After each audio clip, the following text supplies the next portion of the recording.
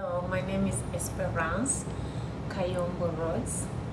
I'm from the Democratic Republic of Congo, but I'm based in the US, here in New York City. In African country, we mostly live according to our culture.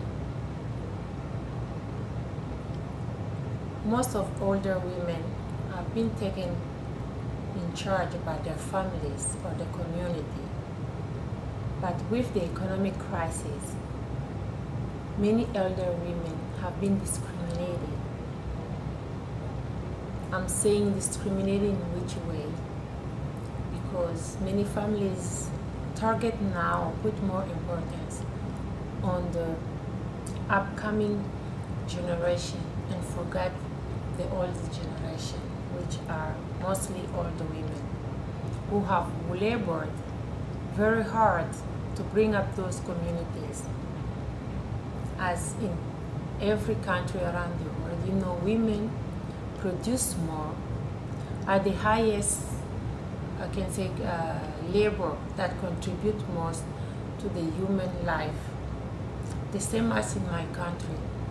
So women are the one working hard to maintain the economy of the country. And mostly older women, they are the one, through the history, that the young generation have been able to shape the future. But when it comes to elaborating project or budget of the country, of the economy, they are mostly forgotten. I'm going to give you an example of my mother. My mother, she's a trained nurse. And beside that, she had a chance to do women's leadership. So she had to train many women. And being a widow, because her husband, my father, worked through the church. And you know the church is not like the church in developing countries. And this is the church, those are the churches that depend on their own income. And most of widows, old women are forgotten. Unless they have children, working children that can take care of them, like we do. That means provide housing, Medicare, and let's say Social Security. So the children are the Social Security. And what is sad that if the woman never had a chance to have children in her life, that means she has no Social Security. She has no support unless the extended family contribute or think to take charge of her. However, many meetings like taken at the UN have been excluding older women. And we forgot that what we are all today, what we do today, the foundation of every institution, the foundation or the basis of every labor that we have today were done by older people, and women were the most exploited. Many social institutions such as hospitals, nursing homes were mostly initiatives of older women. Women, today we're calling them older because years have passed, they have aged, they are old, and now we are discriminating them by calling them older women. But they are still active. And even sometimes when we are stuck somewhere, we run to them to know the history of the past, the history of every institution, the history of families, the history of the city, the history of every work that we've been doing, because it started somewhere. The only difference that makes us is the technology. Technology have made a great difference. Let me give you an example. it took days to travel around the country by train, and then you change, you go by horses, by bike. But it's simple today that you just fly. 1 hour, 2 hours, 3 hours, you are on the other side of the country. One day, or at the blink of an eye, you are on the other side of the world. So imagine those who made months on the sea. Even the sea, the ships, the speed have changed.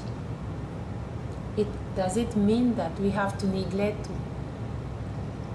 the genesis or the basis, the beginning of the history, just to focus on our advanced technology? No. It's like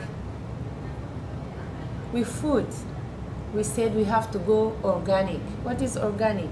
Organic means we have to go back to the old fashion, not processed food. So if we have to take the advanced technology, that means everything we'll be eating is processed. The same as humankind. Let's take care of those older people, especially women. We will be able to understand, for instance, in improving medical care for women, medical care for children, we will be able to understand the urban, the urban science, how to develop the city, our towns. How do they live longer to get at this point? And why do the young generation die so early? They are able to give us concrete answers that we seem to neglect and think that those contributions are not necessary, but they are so important for our generation and especially for our life. What can't we improve their lives? In housing, in Medicare. They take care of Medicare, especially that. They are the most neglected in that area. And housing, of course. How can we take care of them with dignity? Because dignity is what makes really humankind. We can't treat ourselves as material. We are humankind, people that are breathing, that can interact.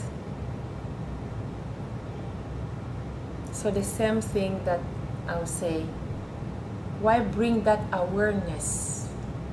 Remind often the UN each time they sign their articles, their bills, that older people have to be priority as the children are priority. Why can't we even have a department, a special budget just for older people? Older people have made a difference in the world, not as heroes like we see it in the developed countries like here, but they are forgotten older people, women, who have made great differences in underdeveloped countries, let's say around the world, that you never even heard of. But those are the ones shaping the countries, the life of those countries. And those are the ones that having great advices to the head of states.